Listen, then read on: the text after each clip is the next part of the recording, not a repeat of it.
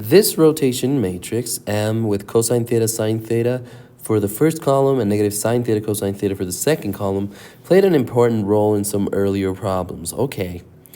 Well, find the M inverse, and in the context of those earlier problems, what does this represent? Well, remember, this is a rotation. This is a rotation, basically. And what it does is it transforms the grid line, or whatever it's multiplied by,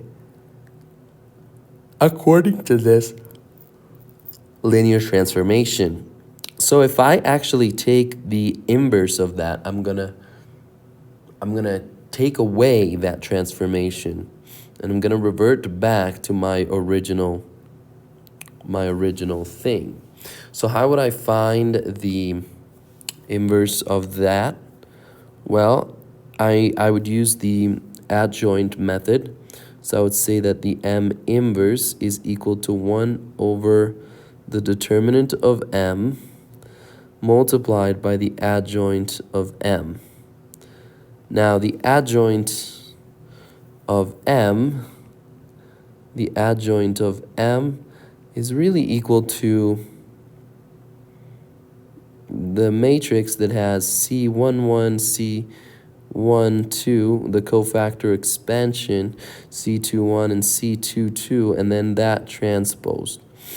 So let's try to see. C11 is going to be cosine theta. C12 is going to be sine theta, negative, because they're summing up. The subscript sum up to be negative. And then we have sine of theta here.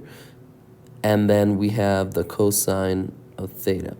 Well, now that we have this, we need to transpose it. So transposing it, we get negative sine theta and cosine of theta and cosine of theta and sine of theta. Now that we have this, the inverse matrix is going to be 1 over the determinant of that, which is cosine squared of theta plus the sine squared of theta, which is just 1, times the cosine theta, sine theta, negative sine theta, and the cosine of theta.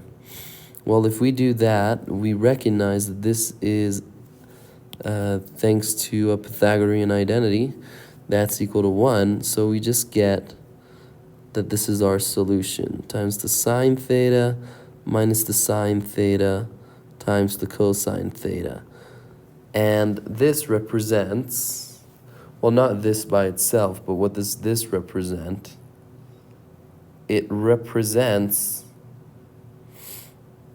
a way to get back to our A matrix